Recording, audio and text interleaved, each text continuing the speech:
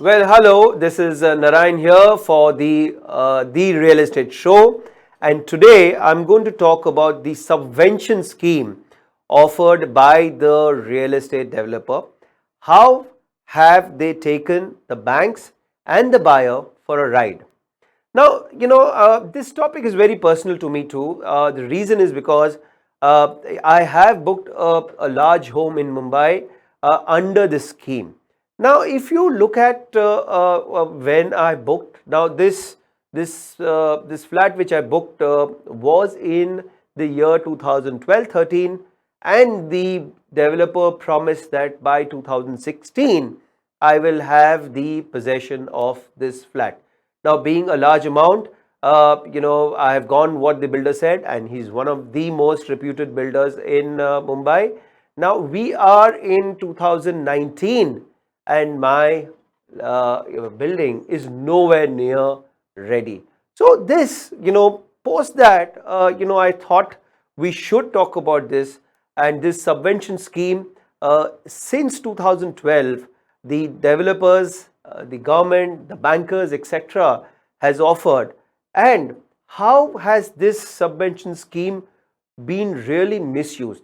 It has been misused by the fly above developers, or it has been misused by the largest house of this country.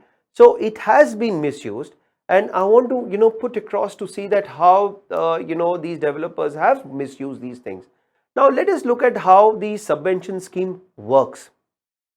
There are three parties involved in the scheme: a lender, a developer, and the home buyer.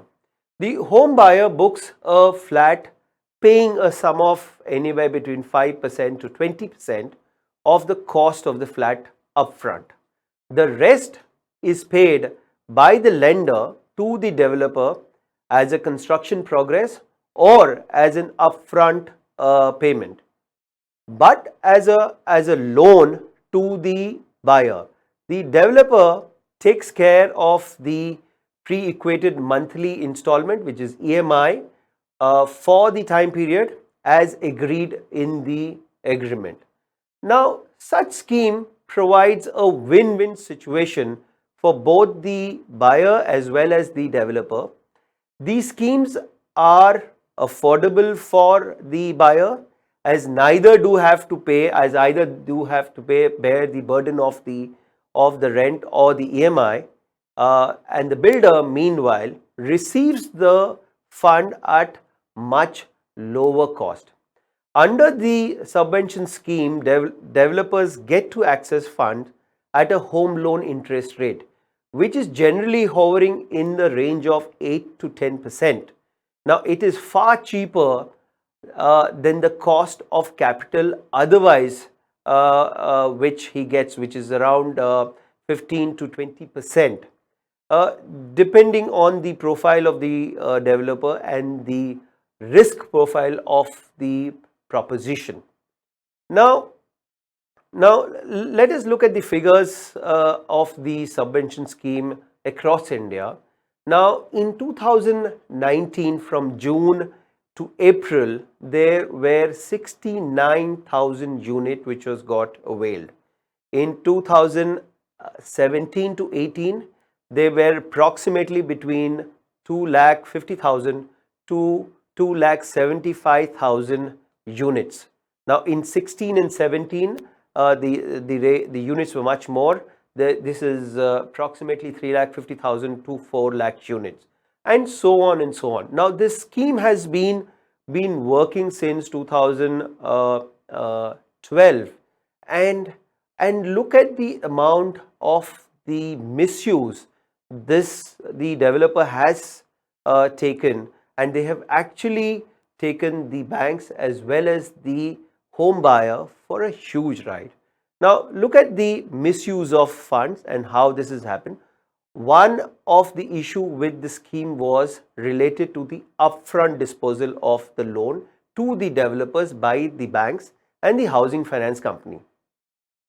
This left the scope of misuse of funds as the developer, as the risk of default lies or laid with the buyers. Since the loan was dispersed in his name, so this becomes a huge burden for the home buyer. However, in 2013, RBI directed the bank to make dispersal of construction linked fund. So housing finance company were also advised to pay back the money as per the various stages of construction.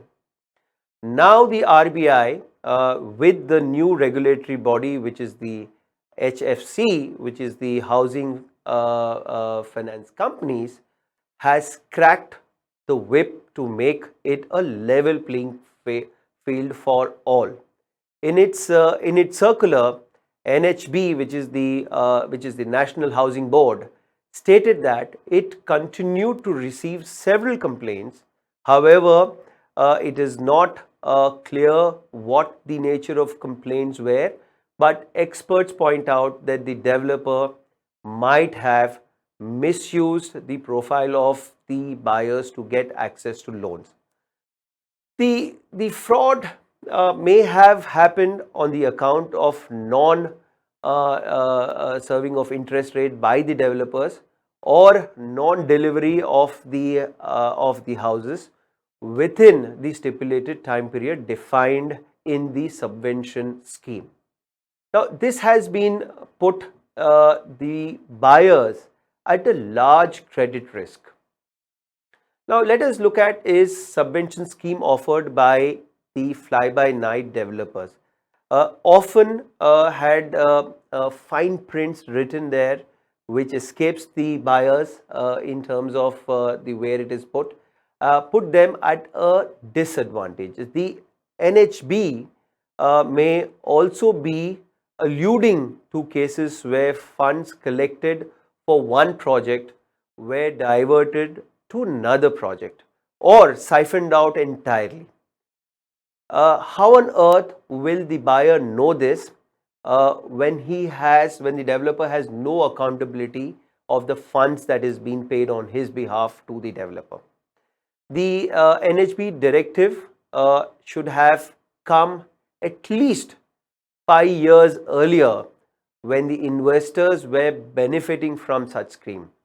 Now the investors are mostly out of the market, as the prices not going to go up, and the current market is a buyer's market, and such move of cracking the whip on the subvention scheme will adversely impact the recovery of the sector itself. The situation will get worse for developer who are gasping with the liquidity squeezed caused by the NBFC's crisis.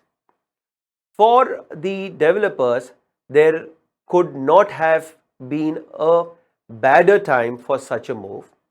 For the sector already gasping with liquidity crunch in the wake of NBFC's crisis and the subdued primary sales for a prolonged period, the move will further inhibit sales as well as close the avenue to accept low cost funding that were available via the subvention scheme route earlier. The project diversifies may also take a hit due to the credit crunch.